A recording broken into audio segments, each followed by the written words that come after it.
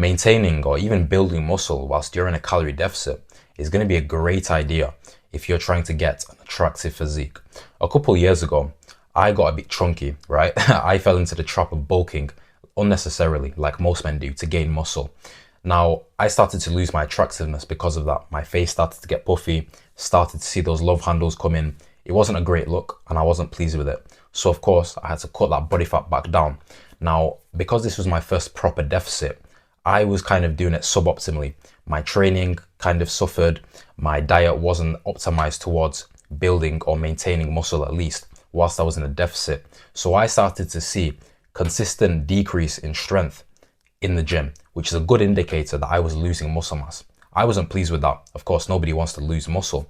So I came out of the deficit for a little while, reevaluated how I should be eating, how I should be training, optimized it again, and then went back into the deficit and completely turned it around, started to see consistent progressive overload in the gym, which is a good indicator that I was at least maintaining my muscle mass, but probably gaining a little bit as well. So that's what you should be doing as well if you want an attractive physique, because you need to be lean, but you also need at least decent muscle proportions, some muscle mass to actually have a sexy V-taper basically. So in this video, I'm going to show you how to do that, how to gain muscle mass or at least maintain it, worst case scenario, whilst dropping that body fat so you can have a sexy physique. Me personally, I never went to as high of a body fat percentage again as I was a couple years ago. Honestly, once you've been lean, you never want to go back to a high body fat percentage again because everything is worse. So from then on, I just maintained a nice lean body fat percentage with occasional mini cuts just here and there, just to, you know, make sure I wasn't gaining any body fat unnecessarily and just to get a little bit leaner if I want. And as a result, I've built an attractive physique that I'm obviously still continuously improving, but again, keeping that body fat percentage low while still building muscle. Now, in order to have an attractive physique, you need to have a V-taper, a nice shoulder to waist ratio. But if your diet and your training is suboptimal whilst you're in a deficit, your body has less margin for error to actually preserve this muscle mass. So you can end up with basically just a smaller version of yourself if you approach a calorie deficit completely the wrong way. You need to at least preserve that muscle mass that you've potentially built whilst you weren't in a deficit, so that when you come out of the deficit, you'll still have that exact same muscle mass, if not more, but you'll be at a low body fat percentage, which will always make you look more attractive. Obviously, less muscle mass means less of the muscle that's actually creating that V-taper. So we definitely need it. Now, having less muscle mass, but at a lower body fat percentage is actually going to be better than having more muscle mass than being chunkier. So I would say that it's always worth it to go into a calorie deficit if you're not lean already. Even with the potential risk of potentially losing some muscle mass, it will be worth it for the end goal. And you have muscle memory that will allow you to gain that muscle like pretty rapidly after. However, a lot of people overestimate how much muscle they actually have when they're at a higher body fat percentage. There's a lot of water and fat that's distorting the features. So ideally, you might not even have that much muscle in the first place. So ideally, you're going to be able to preserve it and build it in a calorie deficit. Now, in terms of your training in the gym, your resistance training, lifting weights, when you're in a calorie deficit, this is a big mistake that a lot of guys make. And I made this one, like I was saying at the start, is that your training intensity cannot drop.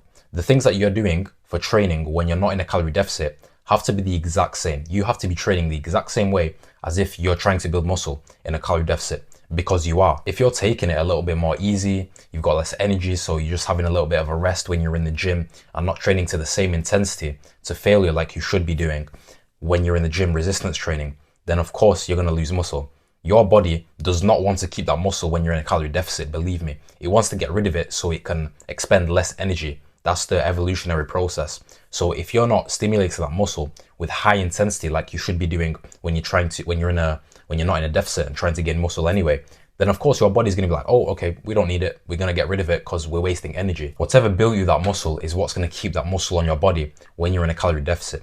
There's no special cutting procedure. You just do the exact same thing so your body still knows that it needs that muscle. Your body has different processes for losing body fat and building muscle. Those are completely different processes. They're not one and the same. So you can build muscle whilst you're in a calorie deficit and lose body fat at the same time if you're training correctly. And like I said, at the bare minimum, you should be maintaining your strength in the gym, which means you're maintaining your muscle mass. There will be certain exercises that you do lose strength on if you're losing a significant amount of weight and changing your body composition, just because the joint angle ranges of motion change. For example, the bench press, the standard flat barbell bench press. Now, I don't do this anyway, and if you want an attractive physique, you shouldn't be doing that. But let's say you were doing it. If you're losing a significant amount of weight and your body composition is changing, the leverage is changed for the muscle. It becomes less optimal to lift more weight for the bench press. Now, this isn't even real strength anyways. This is just artificial strength that you've created just from having a different body shape. So again, if you're cutting correctly, you're going to be able to add muscle mass. The way you should be training is with high intensity and low volume, especially when you're in a calorie deficit. Because when you're on a cut, your body has both less capability to actually increase the amount of muscle in your body, muscle protein synthesis. It's going to be slightly reduced in a calorie deficit. And then it has less capability to recover from any muscle damage or CNS fatigue that you incurred in the session.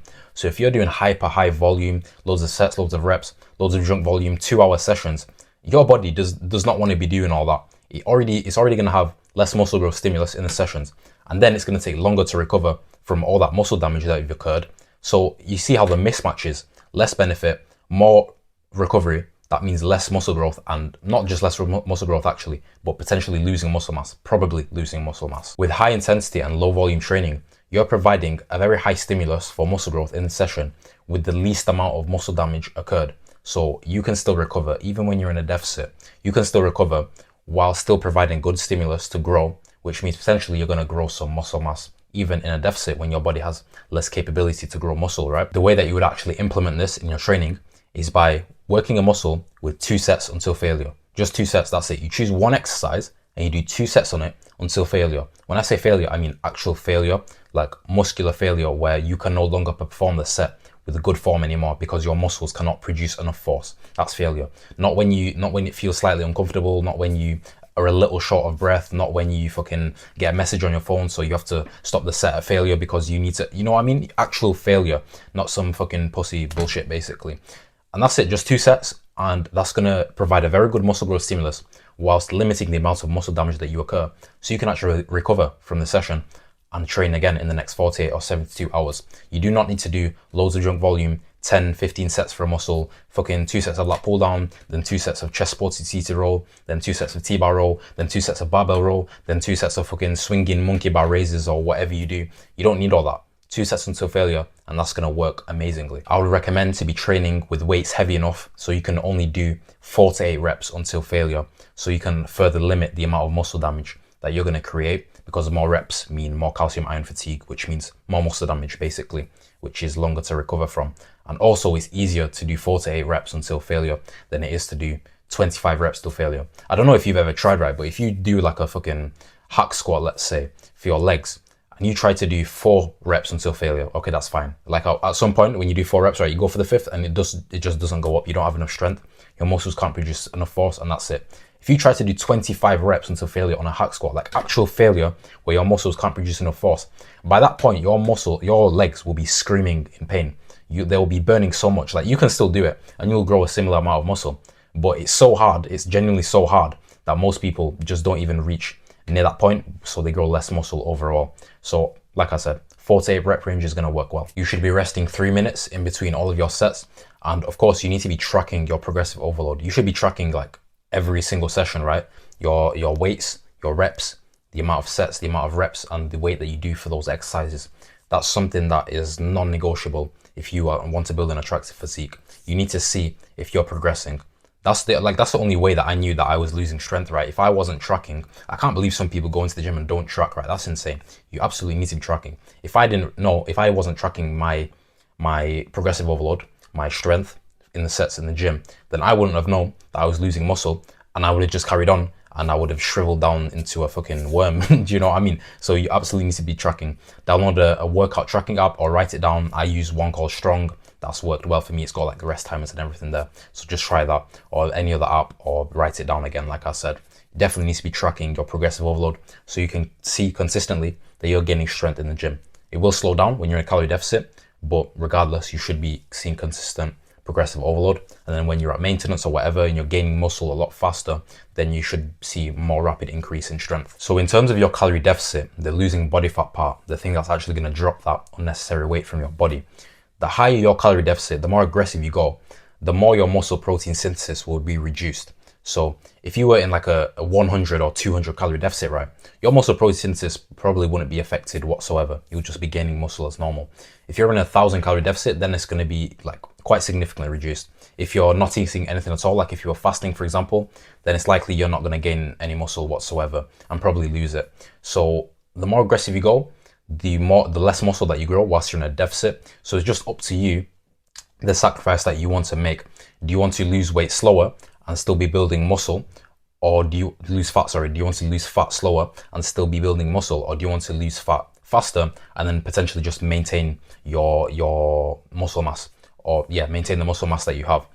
For me personally, but obviously I've built a decent amount of muscle mass at this point already. So if I do like a type of mini cut or something, I'll go very hard. I'll do like a extremely aggressive deficit just because I know I don't have that much fat to lose. So I can go in and out of that deficit really quickly, lose that weight really effectively, really quickly, and I'll be fine. But if you've got a lot of body weight, a lot of mass, a lot of fat to lose, you're at a high body fat percentage, like say plus 15%, right?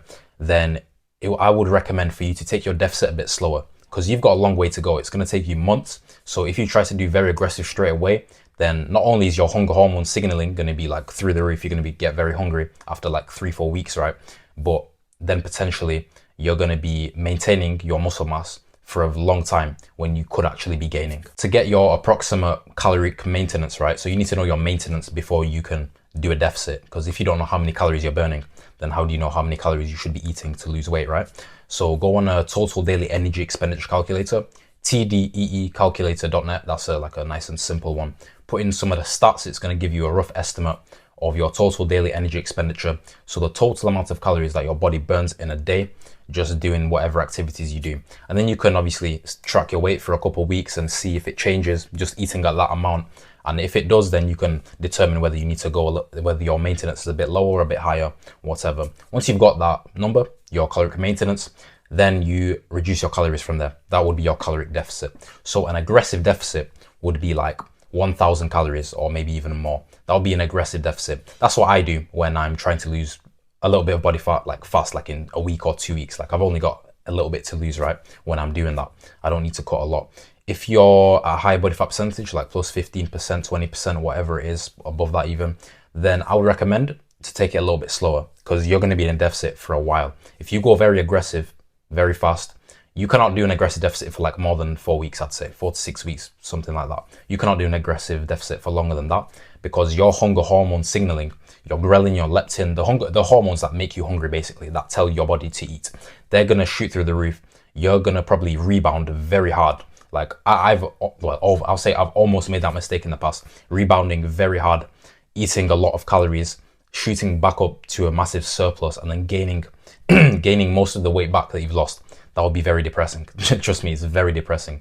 So take it slow. If you're a high body fat percentage, 15% plus, take it, nice and easy. 500 deficit is very standard. I'd say 1,000 if you have the willpower to handle it, right? A deficit. But yeah, you're going to be cutting for a while. So make sure it's a reasonable deficit that will actually allow you to lose that weight consistently for long-term lasting results, which is what you want, right? You don't just want to almost get an attractive physique for a little while and then you go back to how you were before. You want to have an attractive physique forever. So consistency will always beat aggression. This is true for a lot of things in life. But if you take it nice and consistent, do the right thing, even if it's just a little every single day for months. Let's say you do a 500 calorie deficit for 6 months. That's going to be like 24 pounds of fat loss. Yeah, 24 pounds. You'll always beat the guy who tries to dive in headfirst with loads of passion, loads of aggression. He does 1,500 calorie deficit, can only maintain it for 2 weeks, so he loses like 5 pounds or so.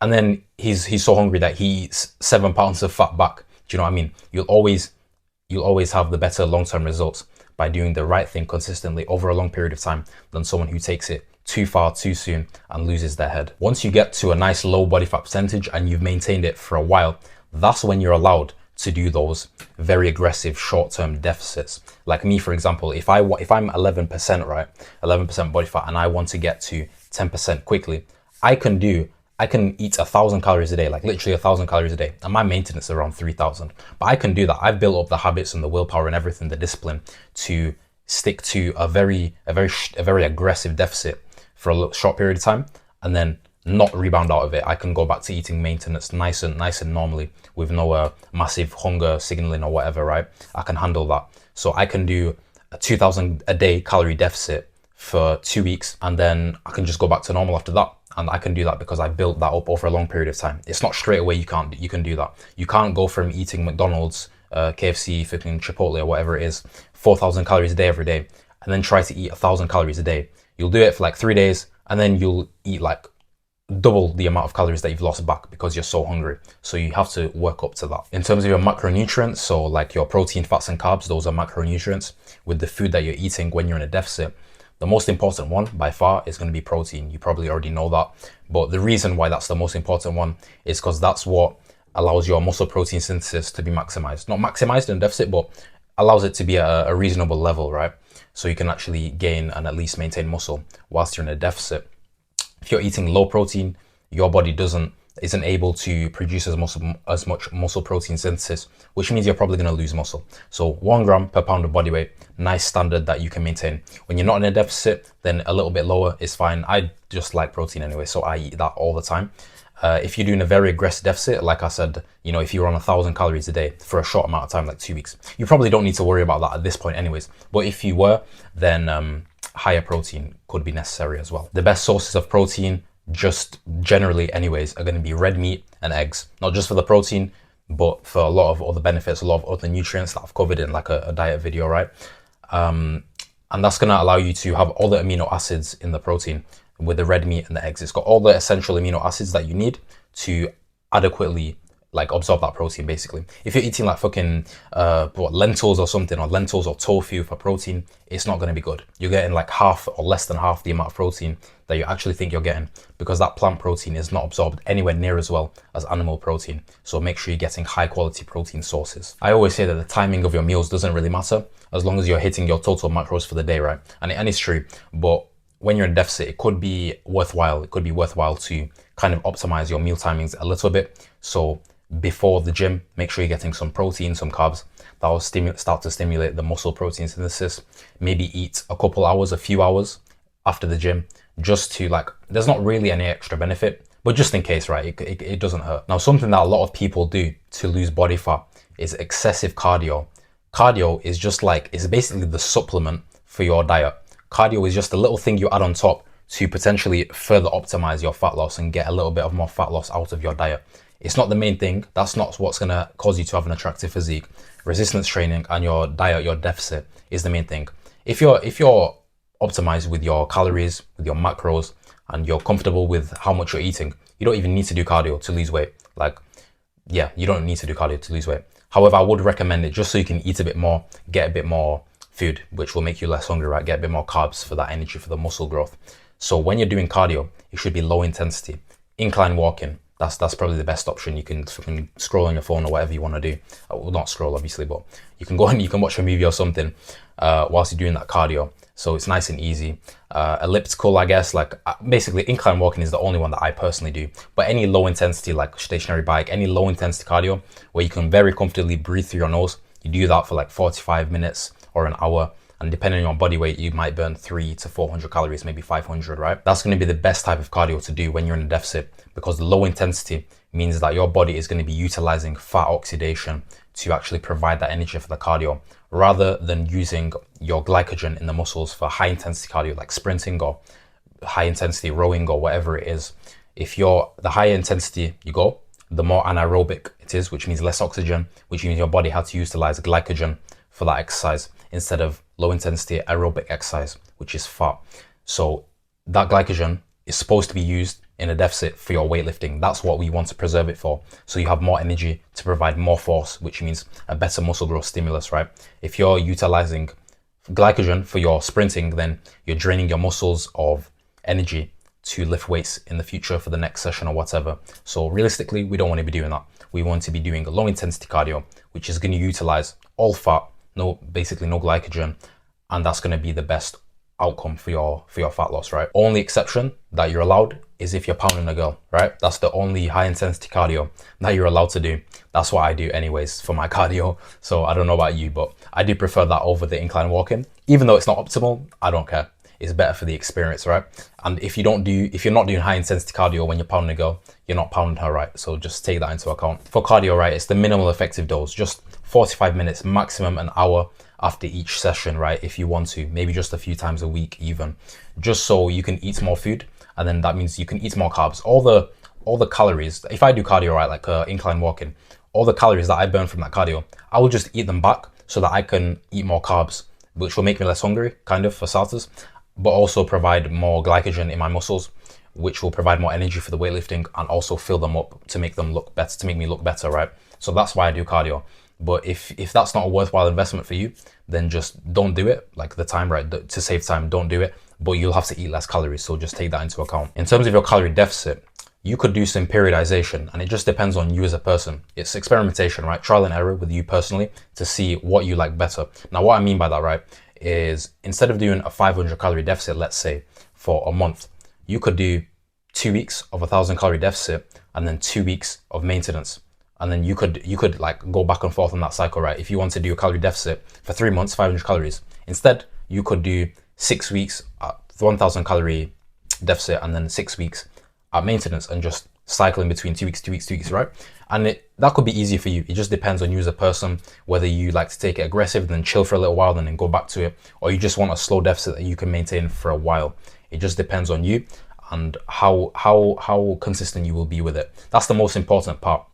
Because overall, the total amount of calories that you're losing is the same, which means you lose the exact same amount of body fat. It's just whatever is easier for you to maintain over a long period of time. Like I said before, consistency is the most important thing. If you're not consistent, forget about getting an attractive physique. It takes consistency. That's the barrier of effort that you have to go through to get an attractive physique that most guys are not willing to go through, which is why most guys look like shit, right? Simple as that. So just whatever is easier for you. And you can do different things as well, not just 2 weeks on, 2 weeks off. You can go even more aggressive for a short amount of time and then have more breaks, or you could do 700 calories deficit on the weekdays and then lower amount of calorie deficit on the weekends. Like obviously there's a lot of different experimentation that you can do with it, a lot of different strategies that you can go in terms of your calories. Just test a lot of things and see what works best for you. You should be tracking your weight every single day, even when you're not in a deficit, right? It's just a good metric to track.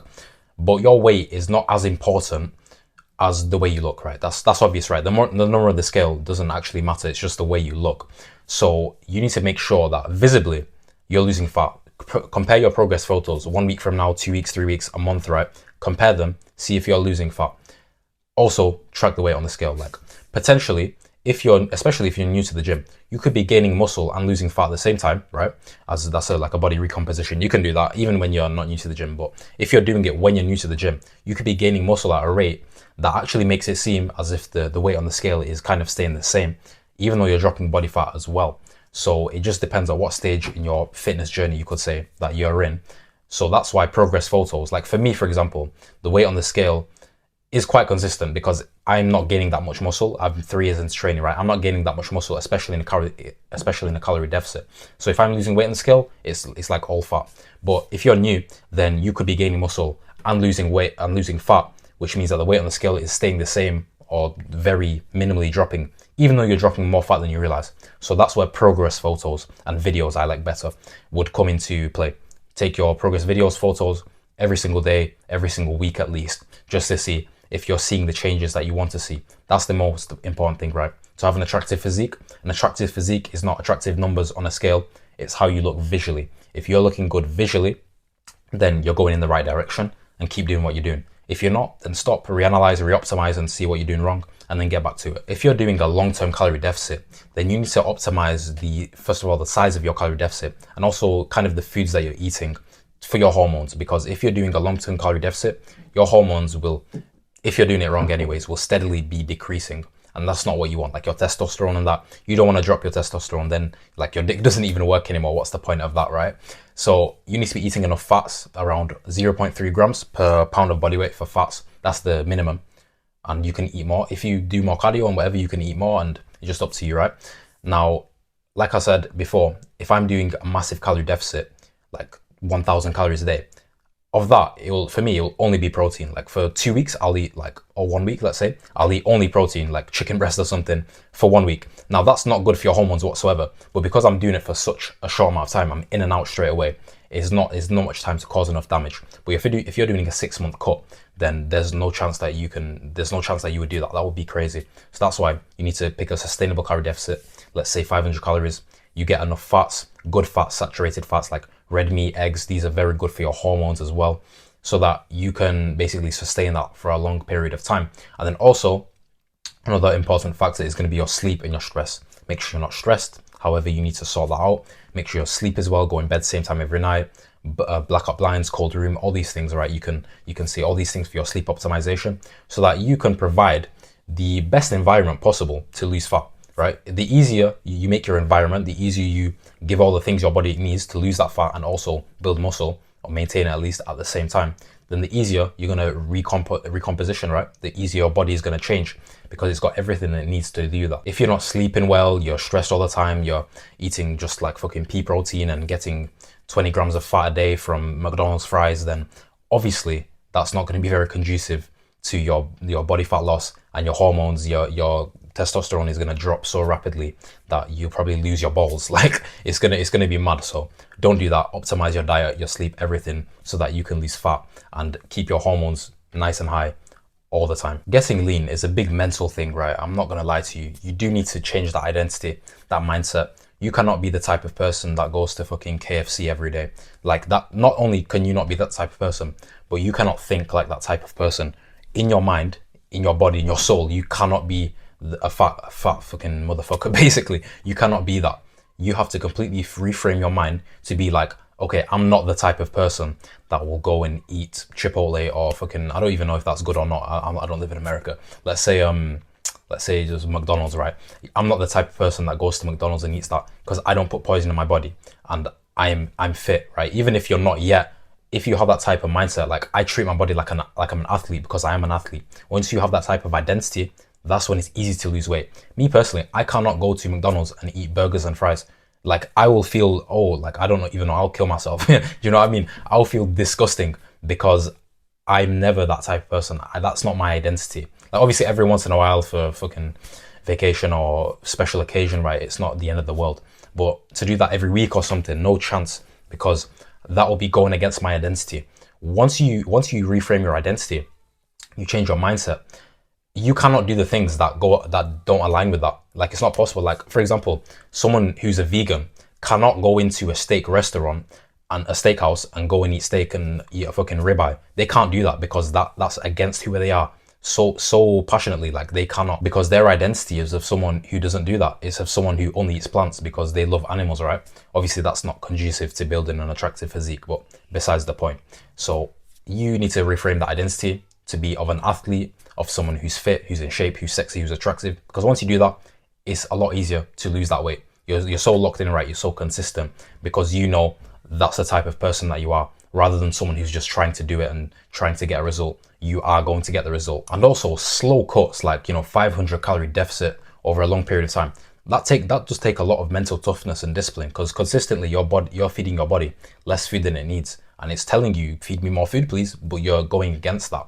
That does require a lot of physical discipline, mental toughness. Like obviously nowadays I don't even do that, because I can just drop in and out of a calorie deficit in like a week, and that's good enough for me. So I'm basically being a pussy, right? But that's only because I've already done those slow cuts in the past, where I've consistently eating just a little bit less than my body needs to, consistently, to lose that weight slowly, building muscle at the same time. I've already done that in the past. I've built the mental toughness, the physical discipline, that now I'm allowed to have an easier way, right? An easier path with a little crash diet. But if you're a higher body fat percentage, you're over 15% body fat, 20%, whatever, you're overweight, obese, then you cannot be doing that. You need to be taking it slow and building that mental discipline, that toughness, reframing that mind, so that in the future you can drop to that nice lean percentage, be attractive, and maintain it forever, because you're the type of person that is that. And one of the biggest benefits of doing that is that you no longer need motivation. For example, to go on a diet and eat healthy, when you're used to eating McDonald's and KFC every day, you need motivation, right? You need to need motivation to eat that chicken and rice, to eat those eggs and beef, to eat that fucking salad or whatever. You need motivation to do that. It's like, okay, come on, I'm going to be healthy today.